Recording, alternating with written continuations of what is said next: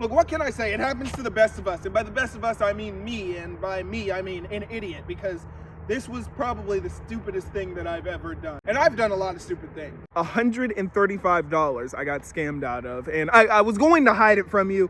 But then I'm just like, what's the point? I always claim to be transparent, and now is actually the time where I have to be transparent. So I'm being transparent. So picture this. You're me on break at work looking at some parts for my car that I want to buy. Specifically a set of headlights, because my headlights right now are kind of foggy, and I wanted the black bezeled ones because they'd look really good with the scheme I have going on with the car. But the problem is they're $135. I had downloaded Facebook on my phone so I could use Facebook Marketplace, and I somehow found a cult following of the Nissan Versa. It was crazy and a little weird, but I joined it.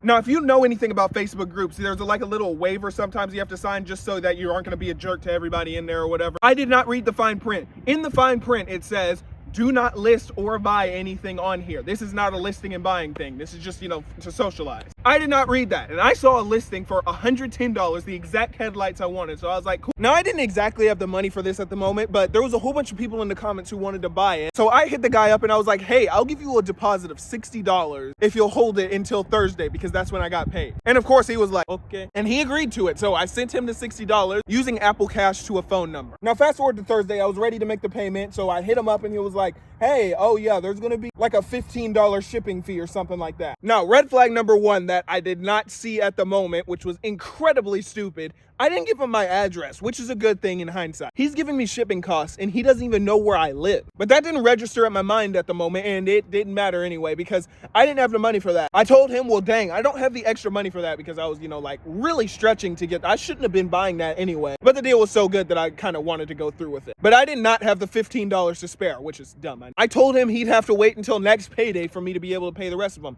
And that's what happened. So fast forward again, 2 Thursdays later on my next payday, I hit him up like, hey, I'm ready to pay the $15. And he was like, oh no, unfortunately the shipping has gone up to like 20 something dollars. I don't know, but the total ended up being like 155 or something, which means I wasn't saving money anymore. This was just a whole lot more complicated and more stupid, but I figured I was this far in, so I might as well just, whatever. But I didn't really account for that either because, I was still kind of broke. I was working not that many hours at Chick-fil-A or whatever. So I was like, dang, you're gonna have to wait for another paycheck to do that. And that's when he decided he was done and he decided to delete his account, the original post, and just leave without a trace with my $135.